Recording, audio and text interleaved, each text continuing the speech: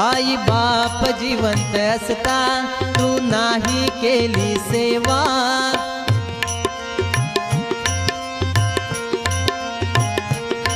अन मेल्यावरती कशाला रे म्हणतोस देवा देवा।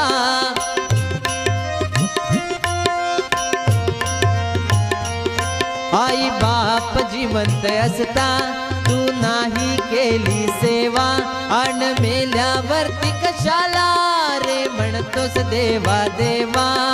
लाडू बुंदीच्या पंगती उठती,